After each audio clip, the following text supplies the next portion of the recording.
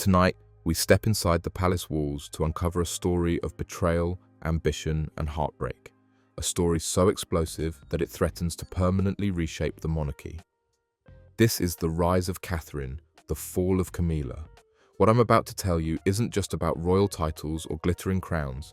It's about a hidden decree, a devastating power struggle, and the shocking moment at a royal banquet that left the entire court gasping. Before we begin, make sure you subscribe to this channel right now and turn on notifications, because this series will take you deeper than the headlines ever could. Trust me, you won't want to miss what comes next. It all began with a secret. Behind the golden gates of Buckingham Palace, Catherine, once seen as the quiet, dutiful future queen, made a move that no one could have anticipated. She signed a hidden decree, a document so final and so ruthless that it permanently erased Camilla's family from royal life.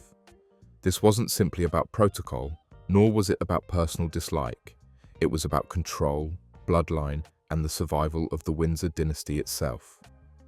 Catherine justified the act as a matter of duty, a necessary measure to protect her children's legacy, to ensure that the crown would never again be diluted or compromised. But in reality, it was the latest and most decisive strike in a war of shadows that had been raging for years. Because Catherine and Camilla's rivalry was never loud, it was silent, calculated, always just below the surface. For decades, the two women had orbited one another, each carving out their influence in a monarchy that rarely tolerates two queens. To the public, Camilla wore the crown as queen consort beside Charles. To insiders, Catherine was already preparing for the future, slowly building her base of loyalty within the family and beyond. When the decree was finally discovered, the devastation was total. Camilla, realizing what had happened, broke down. In that single, brutal moment, her decades of effort, her long journey from scandal to the throne, were undone with a few strokes of Catherine's pen. But what cut deepest of all wasn't Catherine's ruthlessness. It was Charles's silence. Faced with his wife's collapse, King Charles chose not to defend her. His priority wasn't his marriage, nor Camilla's dignity. It was the crown. He allowed Catherine's act to stand, a quiet betrayal that would haunt Camilla forever. Behind closed doors, palace corridors grew tense. Advisors whispered, staff chose sides, and slowly the fracture deepened. Those who mattered most, Princess Anne and Prince William, made their loyalties unmistakably clear. Both stood firmly with Catherine, leaving Camilla utterly exposed. Any hope of resistance was crushed before it even began, and yet this was only the beginning, because what happened next would drag not just the palace, but Parliament, the press, and the entire British public into a storm that would change everything. The revelation of Catherine's hidden decree did not stay confined to the palace walls for long. Within days, whispers began to circulate, carried by aides, courtiers, and advisors who had seen the document or heard enough to understand what it meant. Buckingham Palace, which had always prided itself on presenting unity to the world, was now a house divided. Staff quietly aligned themselves along invisible battle lines, those who believed Catherine's action was necessary to preserve the Windsor bloodline, and those who still saw Camilla as the rightful queen consort who deserved her place beside the king. It wasn't just servants and advisors, though. The fracture reached deep into the royal family itself. Princess Anne, the no-nonsense figure whose voice carries enormous weight in royal affairs, lent her quiet but unshakable loyalty to Catherine. She saw in Catherine not just a daughter-in-law, but a leader capable of steering the monarchy through uncertain waters. Prince William, too, made no secret of where his loyalty lay. His alignment with Catherine sealed the matter. Together, they formed a united front that no one, least of all Camilla, could realistically challenge. With Anne and William standing firmly at Catherine's side, resistance to her authority was crushed before it even began. For Camilla, the betrayal was personal and the humiliation unbearable. She had fought for decades to escape the shadow of scandal, to transform herself from the other woman into the Queen Consort of England. Yet here she stood, with her husband's silence echoing louder than any words, and with her stepchildren and sister-in-law aligning against her. When Catherine and Camilla finally confronted one another, the clash was not the stuff of shouting matches or dramatic outbursts. It was something far colder, far deadlier. Catherine stood with icy resolve, calm, collected, almost regal in her authority. Camilla pleaded, desperate, her voice breaking as she tried to argue for her place, for her years of loyalty to Charles, for everything she had sacrificed. But Catherine did not waver. The confrontation ended not with resolution, but with an unspoken truth. Catherine had won. The impact of this hidden decree stretched far beyond the palace. In Westminster, politicians began to murmur about the Queen Consort's future. At first, it was done quietly, in hallways and private meetings, where MPs questioned Camilla's influence and whether her presence strengthened or weakened the crown. But it wasn't long before one bold member of Parliament broke the silence. In a stunning public challenge, they questioned whether Camilla should remain Queen Consort at all. The statement rippled through the political class, sparking debates that could no longer be contained. For King Charles, the timing could not have been worse. His health was deteriorating. His illness, long rumoured, now left him too weak to decisively defend his wife. The king's frailty was on display in every public appearance. His voice softer, his steps slower, his presence diminished.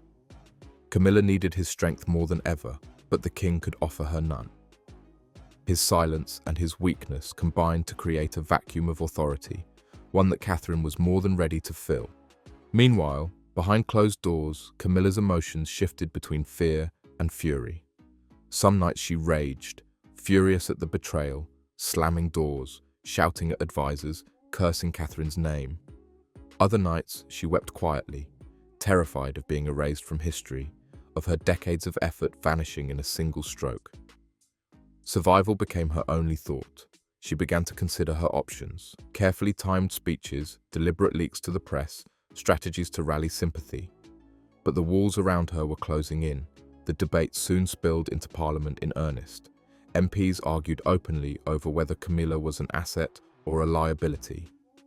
Some pointed to her resilience, her years of standing by Charles.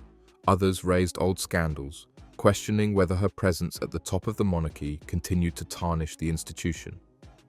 The press, smelling blood in the water, pounced on the controversy. Headlines screamed with renewed scandal. Old stories resurfaced, tales of infidelity, whispers of unpopularity. It was as though the entire machinery of media had turned against her overnight. And through it all, Catherine remained untouched.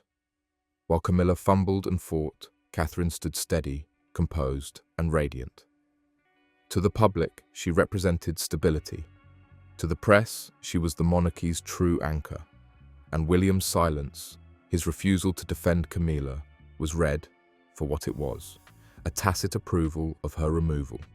But the story did not end there, because while Parliament debated and newspapers roared, something even more dramatic was about to unfold. It would take place not in Westminster or in Buckingham's private corridors, but in the full view of the world, at a grand royal banquet, where Catherine herself would shatter protocol and reveal a hidden truth that no one had expected. The storm reached its breaking point not in Parliament, not in the press, but at a glittering royal banquet. The palace had planned the evening as a grand display of unity, a chance to dazzle dignitaries, politicians, and family members beneath centuries-old chandeliers. The tables shimmered with crystal and silver, the atmosphere thick with formality and ritual. Every detail was meant to reinforce the illusion that the monarchy was timeless, untouchable, and strong. But that illusion would not survive the night. As the final course was cleared, Catherine rose to speak. Normally, such occasions called for carefully scripted words, benign remarks about duty, service, and gratitude. Instead, Catherine broke protocol in a way so shocking that it left the entire hall in stunned silence. Her voice did not tremble, nor did she raise it. Calmly, clearly, she revealed a secret that had been buried in the shadows of her life as a royal. She had suffered a miscarriage, losing a fourth child in silence. The effect was immediate. Gasps rippled through the audience.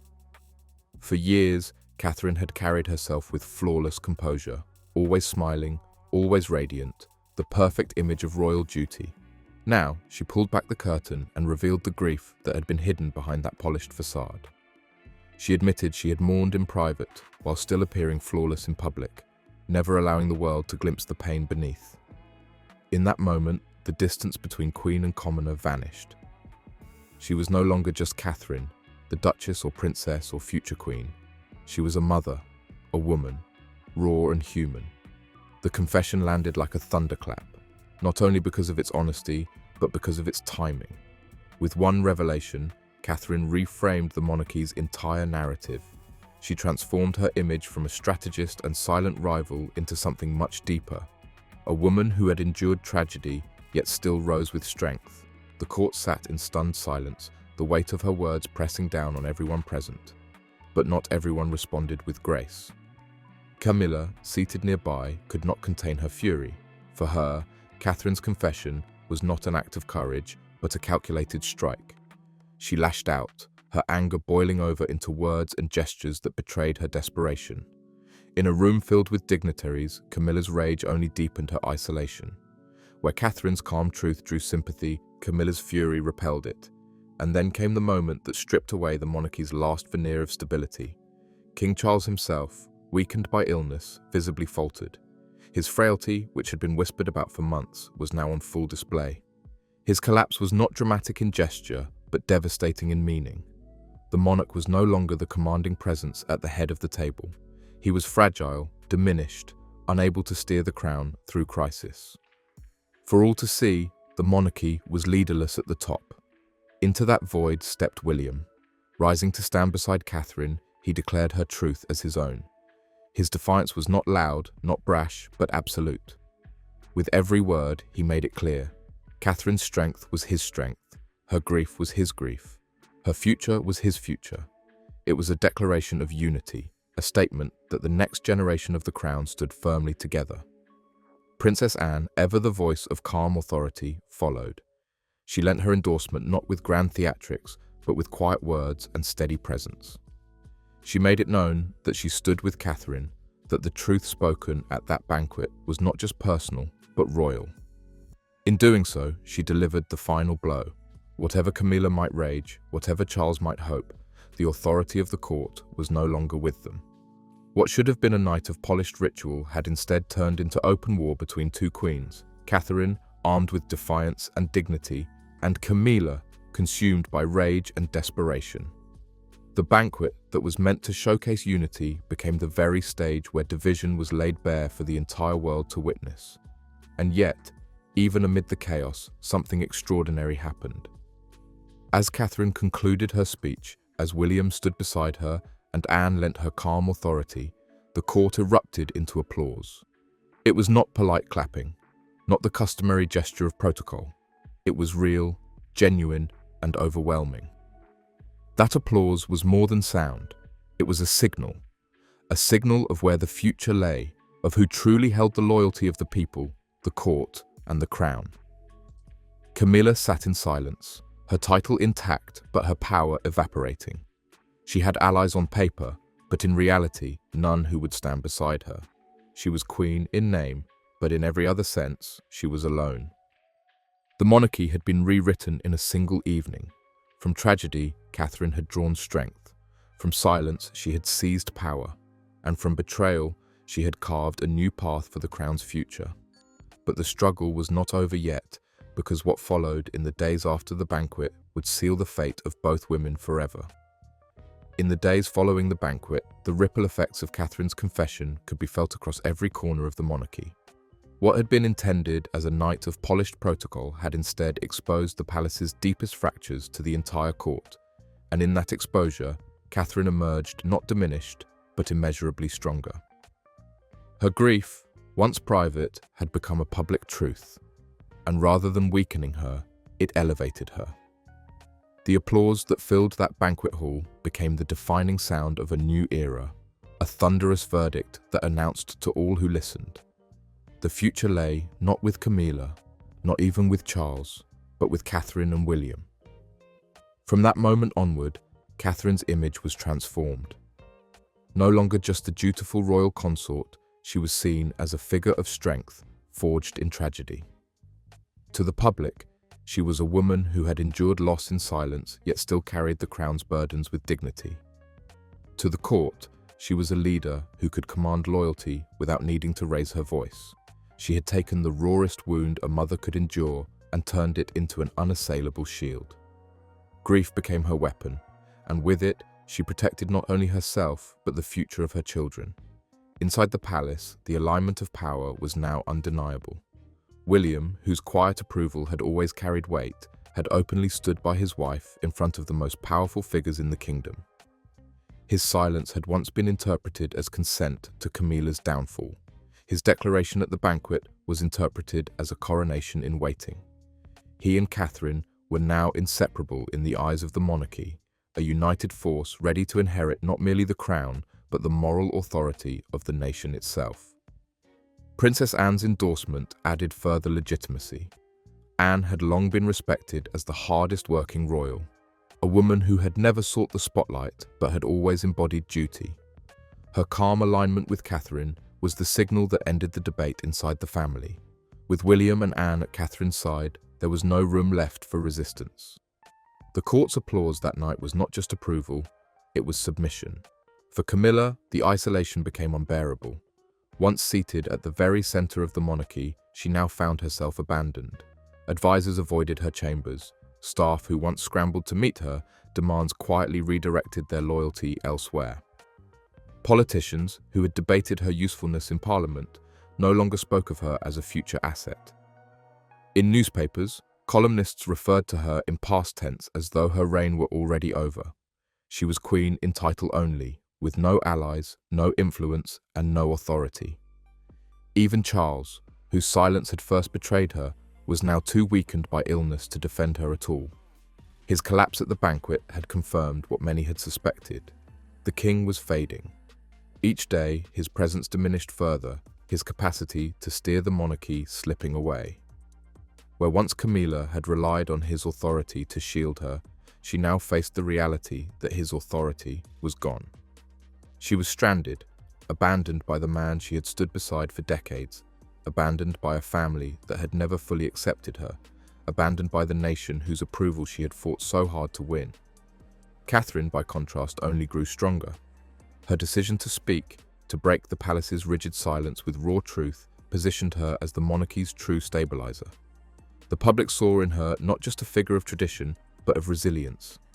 The media hailed her as the steady hand in an unstable crown, the one who could carry the institution into the future. Parliament, which had once debated whether Camilla was an asset or liability, shifted its focus. Now, the question was no longer about Camilla, it was about Catherine, and whether she represented the model of monarchy the nation would accept in the years to come. And so, the struggle between the two queens reached its inevitable conclusion, not with Camilla's removal, not with an official verdict, but with something far more symbolic. The balance of power had shifted so completely that Camilla's crown became meaningless. Her throne was empty in spirit, even if it remained occupied in name. Catherine and William were the monarchy's present and future. Charles and Camilla were already its past. What began as a secret decree in the shadows had now reshaped the monarchy in full view of the world. Catherine had risen, Camilla had fallen, and the court itself had chosen its side. Yet this transformation carried with it a bitter legacy, a monarchy defined not by unity, but by betrayal, silence, and heartbreak. And the story does not end here. Because in the final act of this saga, we see the monarchy transformed forever, as Catherine and William rise to embody the crown, while Charles and Camilla fade into irrelevance. The palace, once a symbol of continuity and tradition, had been reshaped by betrayal and revelation. What began as Catherine's secret decree ended in a public transformation that no one could ignore. The monarchy itself was rewritten, not by Parliament, not by the king, but by the force of Catherine's resolve, the silence of Charles, and the collapse of Camilla's fragile power. Catherine's ascent was not sudden. It was years in the making, years of careful restraint, of silent rivalry, of watching and waiting. When the moment finally came, she seized it with precision. By exposing her own grief at the banquet, she did what no rival could challenge. She humanized herself. She showed the people, the press and the politicians that beneath the crown was a woman who had endured pain and loss, yet carried herself with dignity. It was this act, more than the secret decree or even the support of William and Anne, that cemented her authority. She became more than a royal figure, she became a symbol of strength. William's loyalty only reinforced the image. His presence at her side, his quiet declaration that her truth was his truth, marked the dawn of a new era. Together, they were no longer simply heirs, they were leaders in waiting, already carrying the weight of the crown's future.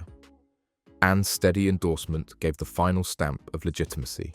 With that, the monarchy's internal struggle was over. Camilla, meanwhile, stood in the ruins of her own ambition. Once she had fought her way back from scandal, reshaping herself into the Queen Consort of England. But Catherine's ruthlessness, Charles's weakness, and her own isolation had undone it all. Every ally she once relied on had drifted away. The press revived her old scandals, Westminster questioned her role, and the court applauded Catherine as the monarchy's anchor. Camilla remained queen in title, but stripped of influence, stripped of loyalty, stripped of power. A queen in name only. Charles's silence remains perhaps the bitterest note of all. His decision to prioritize the crown's survival over defending his wife revealed both his loyalty to duty and his failure as a husband. His illness further diminished him, leaving him unable to shield Camilla or stabilize the monarchy. By the time of the banquet collapse, his reign was already a fading shadow. And so, the crown has been reshaped, not by ceremony, not by law, but by struggle. Catherine and William have risen as the true face of the monarchy, the embodiment of stability and the promise of the Windsor bloodline's future. Charles and Camilla, though still seated at the top in name, have already faded into irrelevance. What legacy will this leave? That is the haunting question. On the one hand, Catherine's triumph secured the crown's future, protecting her children and restoring public faith in the institution. On the other, it came at the cost of betrayal, silence, and heartbreak, a reminder that the monarchy's greatest battles are often fought not on battlefields, but in drawing rooms, dining halls, and the private corridors of Buckingham Palace. The rise of Catherine and the fall of Camilla will be remembered not just as a shift in power, but as a turning point in royal history. It is the story of how a hidden decree, a secret tragedy, and one woman's strength reshaped a 1,000-year-old crown. The monarchy may appear timeless, but as this saga shows, its future belongs to those willing to fight for it. And with that, we close this chapter. But the story of the monarchy is never truly finished. New rivalries, new revelations, and new struggles are always waiting beyond the palace gates. So if you want to keep uncovering the truths the headlines don't tell you, the secrets behind the royal facade, then don't forget, subscribe to this channel, turn on notifications, and stay with us, because the story of power, betrayal, and legacy is far from over.